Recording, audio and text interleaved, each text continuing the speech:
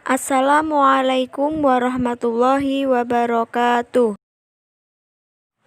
Sebelum memulai pembelajaran, mari kita buka dengan membaca basmalah terlebih dahulu. Pada pertemuan kali ini kita akan membahas 3 poin. Yang pertama, Al-Quran sebagai penyempurna kitab sebelumnya. Yang kedua, Al-Quran sebagai pedoman hidup. Dan yang ketiga, hikmah menjadikan Al-Quran sebagai pedoman hidup. Pertama, Al-Quran sebagai penyempurna kitab sebelumnya. Al-Quran adalah kitab suci yang sempurna dibandingkan dengan kitab-kitab suci sebelumnya. Maka kitab suci Al-Quran disebut juga sebagai kitab penyempurna. Sebagai penyempurna kitab suci sebelumnya memiliki fungsi sebagai berikut. A. Al-Quran berfungsi sebagai nasi. Nasi berarti menghapus. Maksudnya, Al-Quran berfungsi sebagai penghapus lafal maupun hukum yang ada pada kitab-kitab suci sebelumnya. B. Muhaimin atau batu ujian terhadap kebenaran kitab-kitab yang sebelumnya. Artinya, Al-Quran adalah korektor terhadap perubahan-perubahan yang terjadi pada kitab-kitab sebelumnya. C. Musadik.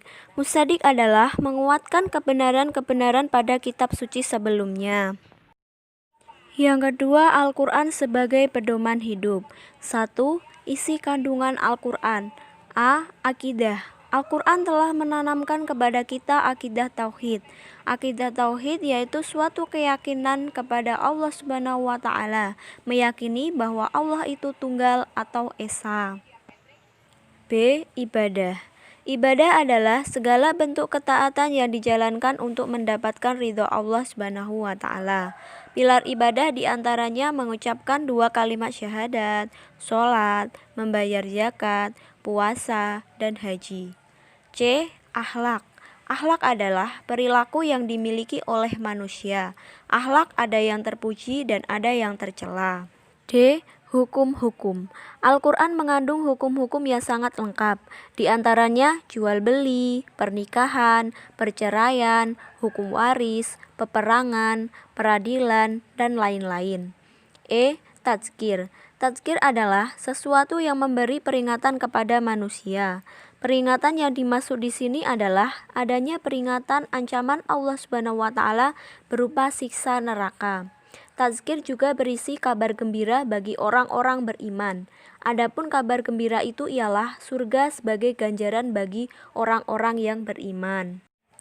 F. Sejarah atau kisah.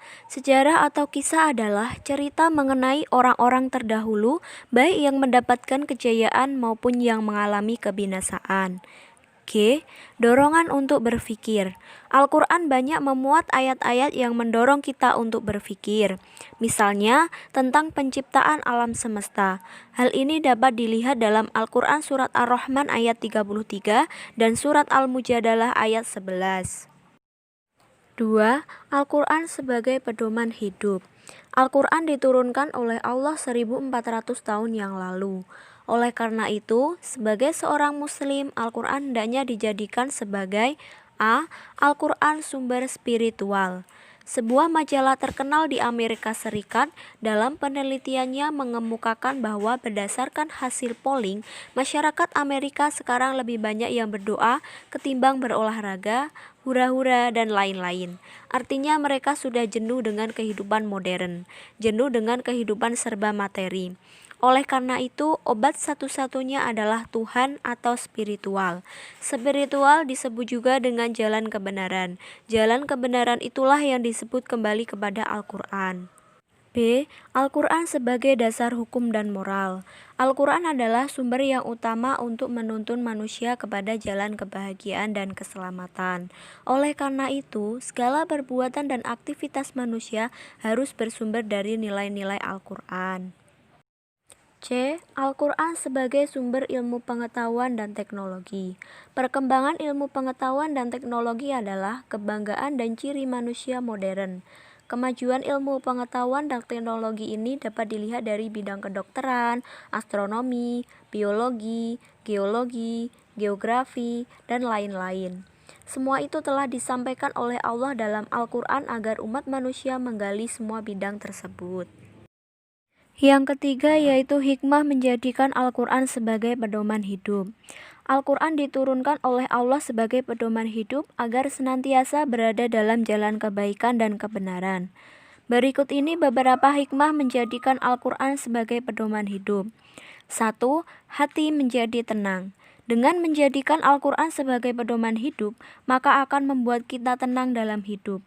Dengan dijadikannya Al-Quran sebagai pedoman hidup, maka akan menjadi obat dan penawar hati yang gelisah.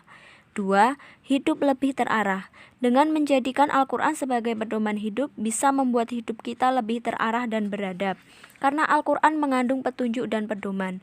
Dengan menjadikan Al-Quran sebagai pedoman hidup, akan membuat kita semakin terarah dan selamat dalam kehidupan. Demikian pembelajaran pada hari ini, semoga bermanfaat.